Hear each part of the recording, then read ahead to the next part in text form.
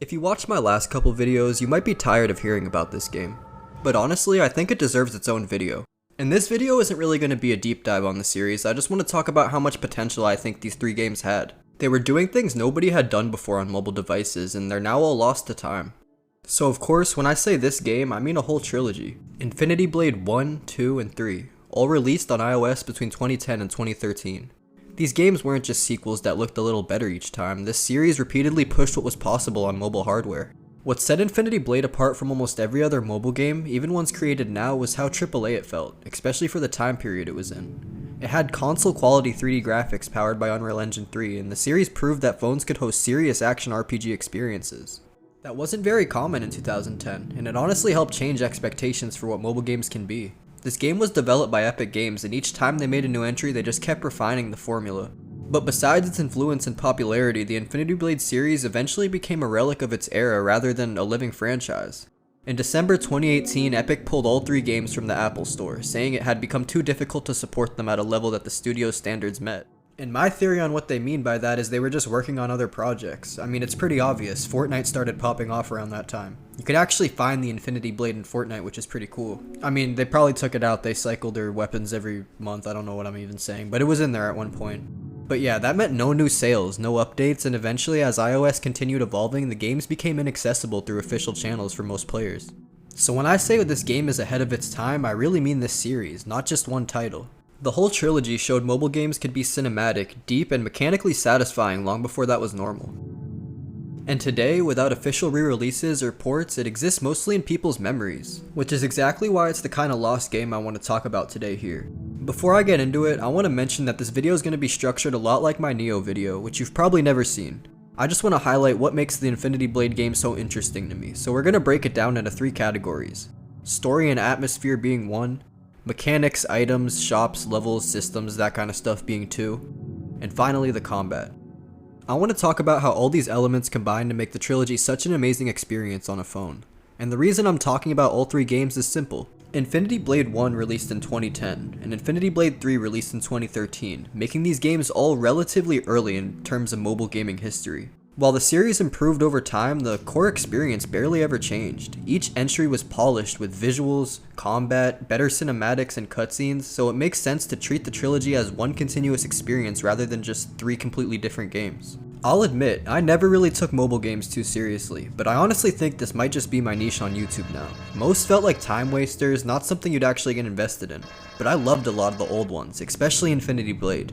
Infinity Blade was different. It hits that same kind of Souls-like or Massacre thrill. It's tough, has time-based combat, you have to punish your enemies, the kind of satisfaction you only get from mastering a system. And it's definitely why I grew up to like games like that so much. One weird thing about Infinity Blade is that a lot of people forgot these games were never released outside of iOS. They launched on the iPhone and iPad starting in 2010, but I remember playing it sometime in late 2010 on an iPod, maybe even 2011. And they stayed exclusive to Apple devices the entire time. There was never an official Android version, which is pretty crazy considering how huge these games were at some point.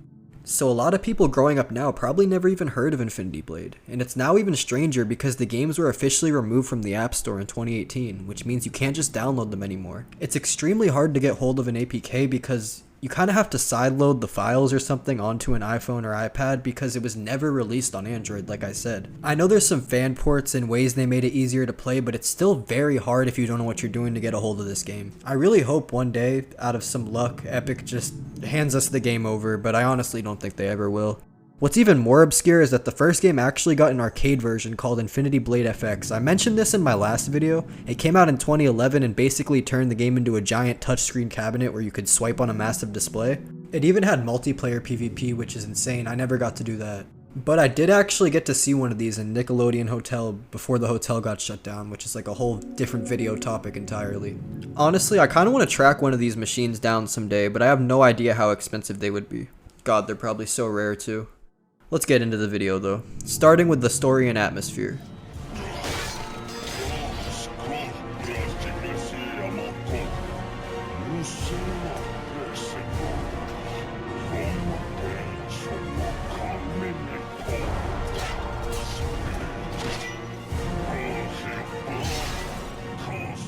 In the first Infinity Blade, you play as Cyrus. He's part of a long line of warriors chosen to fight the immortal ruler known as the God King. And oh my gosh, this dude used to absolutely bully me as a kid. It took me days to beat him.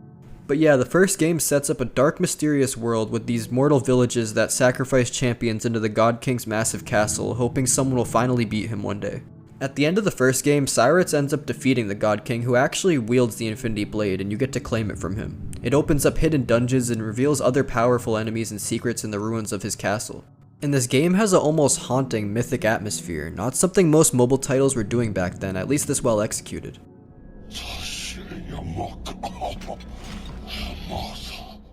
By Infinity Blade 2, the narrative gets even deeper. After the events of the first game, Cyrus and the assassin Issa set out to find the Worker of Secrets, the creator of the Infinity Blade, thinking he might hold some answers. Along the way, Cyrus learns that he himself is actually deathless, which is cool because the game kind of explains respawning.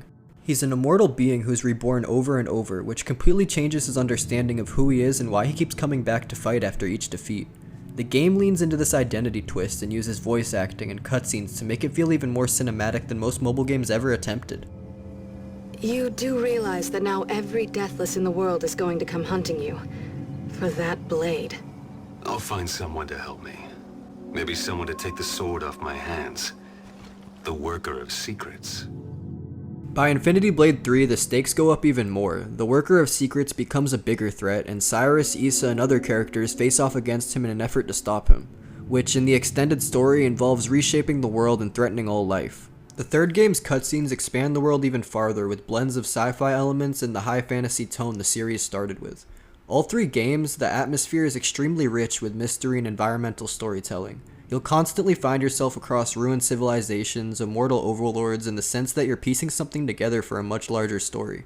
It's not just gameplay, it actually feels like a lived-in world where you're uncovering one layer at a time. Now you might think, a mobile game this large must have some flaw, right? And I've heard some people say with the exploring.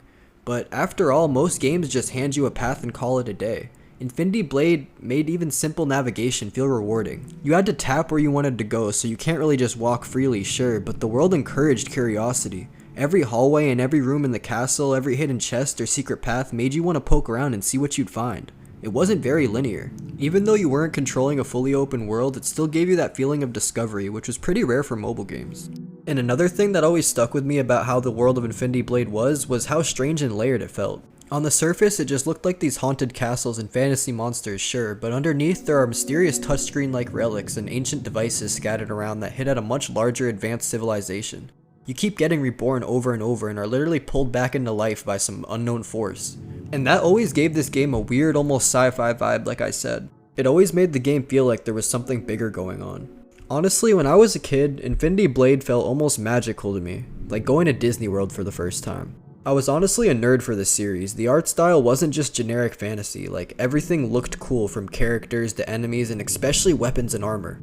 They were all very unique, the intricate designs on armor, the details on the weapons, it all felt alive and unique. Exploring each area, even if you're just tapping around, made it feel very immersive too. It was a miniature cinematic world, way bigger than something you'd expect to be playing on a phone. Let's talk about the systems and mechanics beyond just the combat, even though that's kind of the game's main selling point. From the first game on, everything you equipped from swords to armor and shields, helmets, and even magical rings could gain experience and be mastered. Mastering equipment increased its sell value and also gave you some skill points you could spend to boost things like health, attack power, shield strength, or maybe just magical power. I like how the XP system tied your progression directly to your gear. That's a pretty cool implementation. If all your equipment hit its master limit, you'd need to find or buy new gear to keep growing. In Infinity Blade 2 and Infinity Blade 3, this got even deeper. In addition to leveling up your character, you could attach gems to gear to give special bonuses like extra and elemental damage or defensive boosts, and even forge multiple gems into stronger ones over time. There were also items like keys and ingredients in the third game that could be opened in treasure chests and let you craft potions back at your hideout. That whole thing is really crazy to me, by the way, for a mobile game in the 2010s. This game was ambitious and polished as heck. I know it was Epic Games behind the project, but I have no clue how they were able to reach this scale. Like, you literally had a home base where you could upgrade mastered items, fuse gems, buy gear from traveling merchants, or use supplies you found in the world, giving the game an actual sense of investment. I think it's kind of wild that a mobile game actually pulled all this off. This is really one of the craziest parts about Infinity Blade to me. Alongside weapons and armor, another big part of the systems were rings that had special attacks or even effects in combat. You could find rings that did things like increase your attack power after dodging, boost your critical hit chance, or give you extra gold from enemies. What I loved about this game as a kid is it was never too deep or complicated. The systems were kinda deep, yeah, but everything felt intuitive. You knew what you were doing each time you did it. You also kinda had an idea of what to progress and prioritize. It felt rewarding to experiment with different gear or build your character in your own way too. You'd never get lost in menus and numbers, and that balance made it really fun, especially on second playthroughs, and it's part of why I still remember the series so fondly. A lot of this progression loop tied right back into how you played the game too, with your weapon choice and playstyle. Overall, the systems and insane amount of items in Infinity Blade were really well implemented. You had a bunch of options to choose from, but you always understood what you were working towards. I really loved it for that.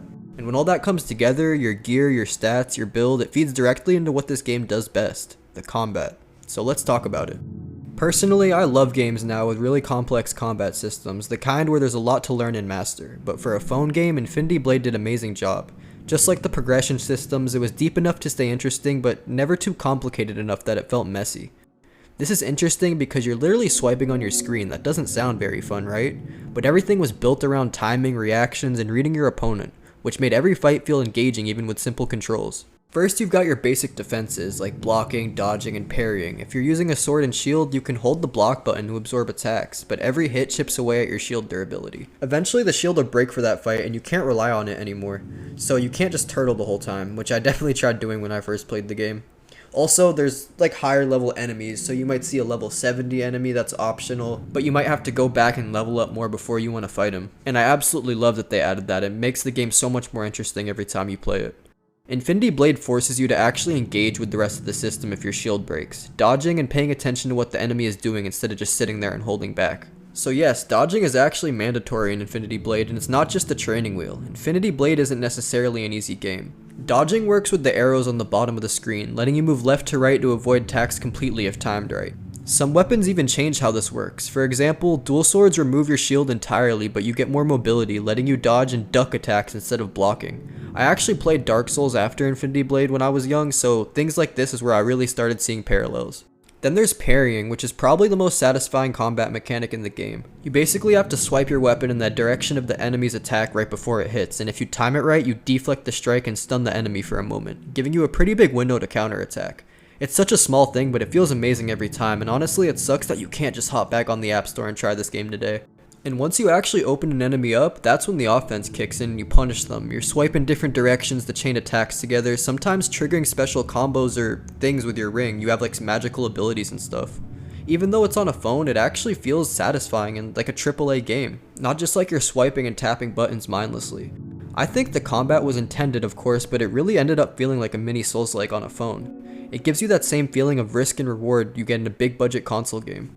Even looking back now, it's wild how ambitious Infinity Blade was, all three of the games for the dates they were released. Each run felt different. You could complete the game and enter New Game Plus and do an entirely new playthrough. You'd probably get new loot, new chests, and the chance to master different weapons you never even seen before. The graphics and cutscenes and enemy designs were basically Xbox 360 and PS3 level, which made exploring its world feel like a real adventure. And the fact that it's just gone from the App Store now makes it feel like this lost gem. One of those rare games that somehow managed to combine action RPG systems and cinematic presentation all in your pocket. It sucks that Infinity Blade is so hard to get a hold of and download now. Unless you have some old device lying around or some computer skills, you can't just hop in and play, which makes it feel even more like this lost, almost untouchable piece of gaming history. So yeah, that's why I think Infinity Blade still stands out today. It wasn't just another mobile game, it had depth, style, and combat that actually felt rewarding and satisfying, all wrapped in this weird, almost futuristic world that kept you coming back. It's a trilogy I'll never forget, and honestly the kind of game I wish more people could experience again. If you've ever played it, you know exactly what I mean. If you haven't, I hope I did a good job explaining to you how special this game is to me. Leave a like if you enjoyed, and I hope you have a wonderful day.